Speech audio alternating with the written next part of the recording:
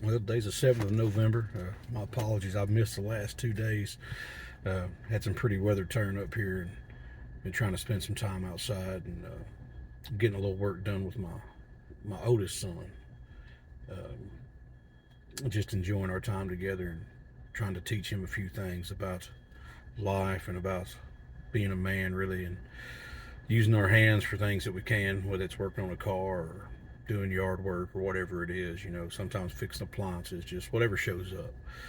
But anyway, that's my fault. I was busy, and I'm sorry. I thought about it both days late at night. Thought about getting back up out of bed and trying to get a video out, and I just didn't. So my apologies. I do want to be able to try to do this every day, but there it is. So while I was working with my son, and it hits me sometimes, that as fathers, we compare our children to us. We shouldn't do that. And I used to hate it when I was growing up, and everybody would refer to me, or not refer to me, but compare me to my dad. And I love my dad. Don't get me wrong, I love him, and we do have some similarities, but we're definitely two different men. Most definitely. He learned who he learned what he learned when he grew up. I learned what I learned when I grew up. Me from him from other people, and we pick up different things. It's just part of it. But I realized how hard my son takes it when people compare him to me, and it blew my mind because I'd never really thought about it since I'd been a kid about being compared to my dad. Now, people are like, "Hey, are you so and so son?" I'm like, "Yeah, I am," and I'm proud of that fact, that is my father, and that they know him, and that he has a good name, and that he was well standing in the community, and that doesn't bug me a bit. Um, but my son, he doesn't like it. You know, and some of that's my fault. I expect him to have the same frame of mind that I have, and that's not the way people work. You know, I'm very mechanically inclined. Always have been.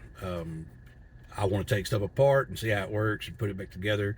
Whether it's a car or a computer, it doesn't matter. And I've built my own PCs. I've worked on a lot of cars, um, farm equipment. Uh, the fixed appliances for a living at one time. Whatever I could do with my hands. I've built boats. It just, whatever. And I just love working with my hands. Always have. And my son's he's really not that way. He's not really into that kind of mentality. He'll do it because he wants to spend time with me, and there are things that he wants to learn from it. But it doesn't really matter to him if he can do it or not. And that's okay. I don't have a problem with that. I tell him if he doesn't want to learn to fix things on his own, then get a good education, get a good job, and be able to pay somebody else to do it for you. That would have probably saved me a lot of pains over the years. But that's not the path I chose. If that's the path he chooses, that's his choice. I'm going to encourage him in it. I'm not going to try to stop him from succeeding in life, regardless of what his definition of success is. If his definition of success is to be able to work and to be able to provide for his family and take care of them, to me that's 100% great. That's always been my outlook as well. We just may have a different way of making our living, and that's fine. That is perfectly fine.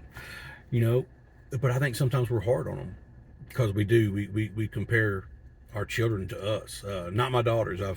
I can't think I've ever compared my daughters to me, but maybe I've compared them to my wife, and maybe I shouldn't. But my son, most definitely. Not so much my littlest son, because he's still pretty small, but my oldest son, yeah. I have many times compared him to me, and the last few days it's really sunk in because I've spent a lot more time with him, hands on, and getting our line of path on the same journey to an end, which it's been a great experience for me, because I do love working with him and trying to teach him, but I always forget, this is He's not me. He's not my doppelganger or my clone or my twin or nothing like that. And he's not. He's his own person, and that's awesome. But sometimes as fathers, we're so hard on our children. And I don't mean, that we're abusively spanking them or anything like that. That's not what I'm talking about being hard. But we are hard. We critique them. We criticize them. It's not necessarily that we mean to, but we do. We're like, hey, why did you do that? Why did you do it that way? There's all these other ways that you could have done it, and you chose that way. Why?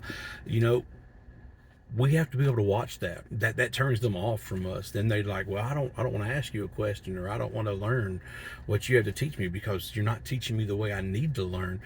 And we have to look at that. We have to realize that. Do we have to critique them so hard? Do we have to be as brutish as we are sometimes?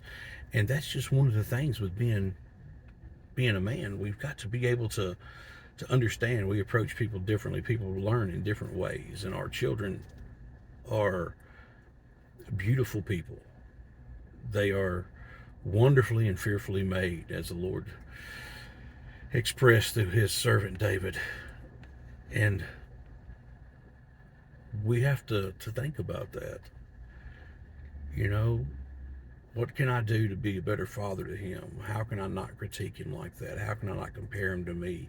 How can I make sure that he understands that he has every bit of my love, but not only does he have my love, he has my respect. Um, I've done something with my children that a lot of parents don't do. I've sat my children down many times and apologized to them. Said, Dad, sorry. I didn't mean to get on to you that hard. I didn't mean to critique you like that. I didn't mean to criticize you. I didn't mean for it to come out that way. It just did because sometimes we don't think and we just do what we do in a moment, and it's different. It's difficult a lot of times to be able to express what we need to. So this is what I want to really think about just for a brief moment. I don't want to keep all of you too long. Think about this though. Are you easy to apologize to? Can you apologize to your spouse, to your children, to the people around you? You know, don't get me wrong. I've always said for a woman to apologize, it's about as hard as pulling teeth out of a crocodile.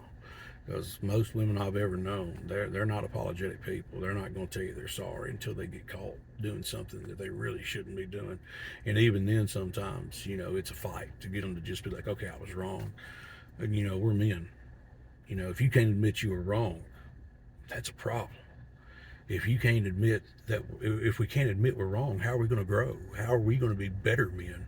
How are we going to teach our boys to be better men? How are we going to raise them up to be everything that they can be and to be able to go through this life doing everything that they need to do? It's one of those things that we have to think about, that we have to look at, that we have to concentrate on, that we have to work at. How to be a man and still have that mentality that we can apologize, but that we can also stand up.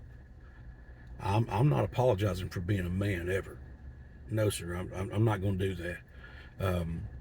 My wife has always uh, thought it was funny that there's times that I can be as sincere and as nice and as sweet as anything in the world, but other times I will snap and I become an alpha male like that, because I will always protect my family. And if there's things that I firmly believe in, I'm going to stand on it. I'm not going to swap sides just because somebody disagrees with me. I'm going to stand on it.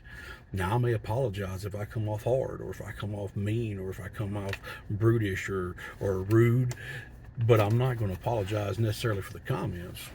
Sometimes I will if they're completely wrong, and I've had to do that before. But most of the time, it's our tone. When we come off criticizing, it's not really our words, it's the way we said it. We have to watch that. We have to be careful with it. So, friends, I want you to think about those things just for a moment today. And I hope that it will bring you some kind of an insight into the way that we talk to our children, especially right now, especially our little boys, or our young men, or whatever you want to call them. Even sometimes our grown men that we talk to that are our children. Are we doing it right? Friends, I want you to think about that. As always, I'm O Red, and until tomorrow, we'll see you then.